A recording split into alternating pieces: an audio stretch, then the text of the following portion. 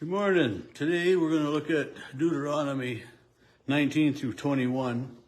In the header line up on the top, I put BibleGateway.com. That's the Bible reading program that I'm following. It's listed online, and it's a little bit different than the one that's in Daily Bread devotional. Sometimes it's right on, and like right now it's 2 chapters off. And at some point we'll get so that they're similar again. But if you want to look at that, BibleGateway.com, that's what I'm looking at right now. So in these chapters again, as Moses reminds the Israelites of God's commands and of what they are to do when they enter the promised land, it starts with, again, talking about the laws concerning cities of refuge. And the city of refuge is a place for someone who has unintentionally killed someone, that they can go and be safe until the time of trial. And they use the example of, how does that happen? Well, suppose 2 people go into the forest and the axe head comes off of one man's axe and the other one is killed by it. That's an unintentional death, and then that man could flee to a refuge city, and they are to have 3 of them to begin with until the time comes that they possess all of the land that God has promised, and then they will have 6, so that these cities aren't too far apart, so that a person can get to one of them safely in those times. And, that's spelled out starting in verse 8 about that. And then, verse 11, if someone at enmity, someone, upset with someone, lies in wait and attacks them and flees to one of those cities, they aren't eligible for the sanctuary city because it was an intentional act of murder. And it says they should be taken from the city and the avenger put to death. In verse 13, show no pity. Why? Because you shall purge the guilt of innocent blood from Israel, so that it may go well. And so God is saying, don't look upon an act of killing, and don't look upon these sinful things as something to be accepted. But do away with that sinner.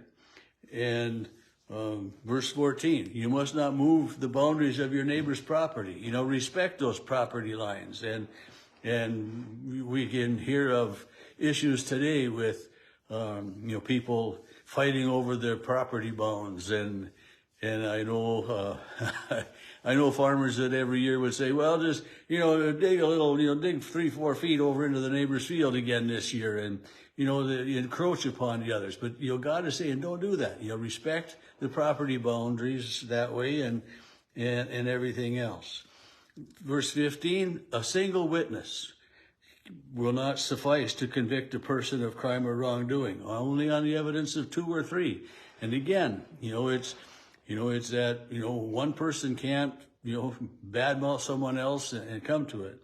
But if that happens, if a malicious witness comes forward to accuse somebody, both parties shall appear and they try to figure out what's going on. And then verse 21, we come back to this again. Show no pity, just as, up in 13. And it says, life for a life, an eye for an eye, a tooth for a tooth, a hand for a hand, a foot for a foot. And, Jesus talks about that, and he says, turn the other cheek. It's not to say that let someone else get away with something completely, but, don't try to exact your own revenge and vengeance that way. Chapter 20 deals with rules of warfare. God says, when you go to war against your enemies and you see these others have larger horses, bigger chariots, maybe more numbers, whatever, remember, he says, that the Lord your God is with you. It's God that said, I'm going to lead you into the lands and I'm going to destroy the people ahead of you, but you got to work with me on this, and I saw a post this morning that said, don't lean on the shovel and expect to hold occur, you know. I mean, you can't just expect God to do that, you know, to dig the hole if you're just leaning on the shovel. And this is kind of what God is saying to the Israelites, you know, when I lead you into battle, you know, remember that I am with you, but that you're the ones that are, you know, involved in this. But then also, it says, you know, don't be afraid, you know, don't lose heart, don't be afraid, don't panic, don't be in dread of them, for it is the Lord your God who goes with you to fight for you against your enemies.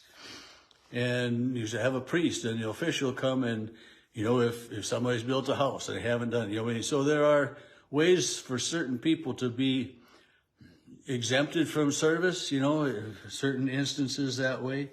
But you know, so God, through Moses, is reminding the people of what God has said about all of these things. And verse 10, when you draw near to a city, first offer it terms of peace.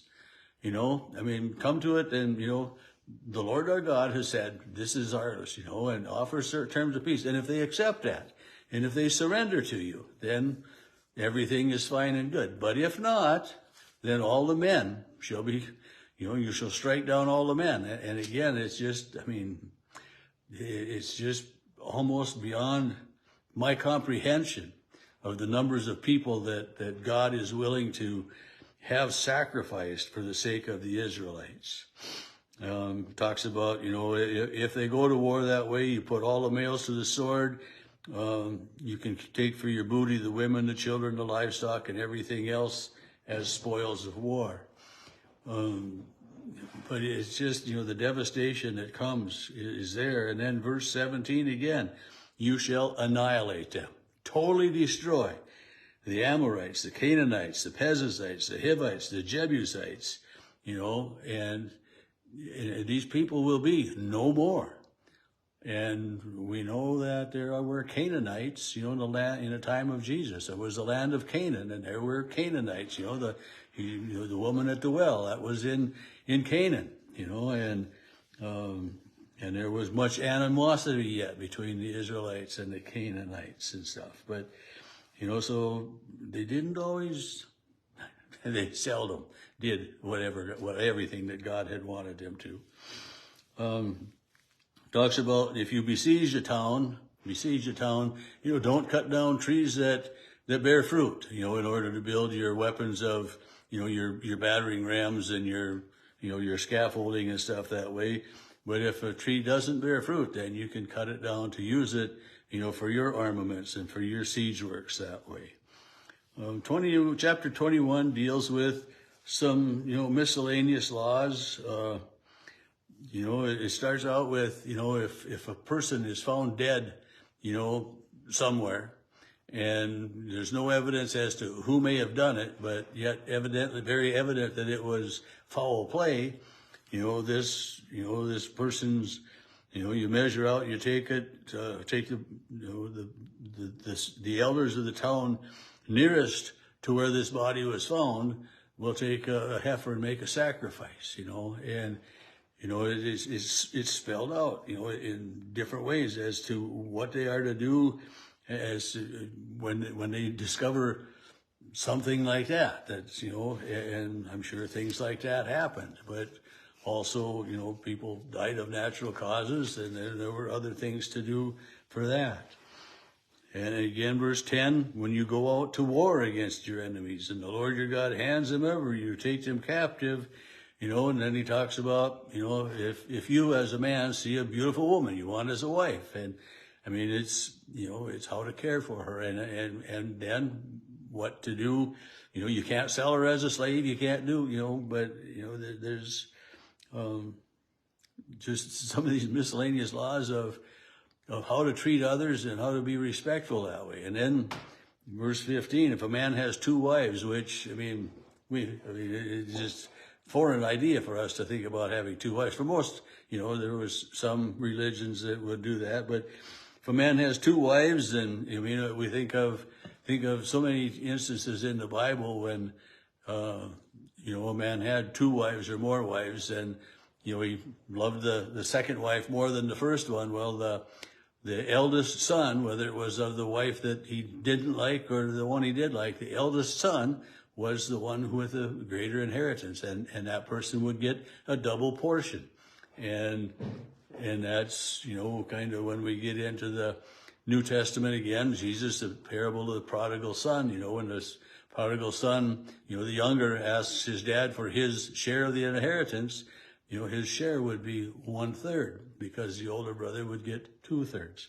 So these laws that are put into place, way back in the time of Moses are still followed, at the time of Jesus, and many of them yet today as well. I mean, God's law never goes away.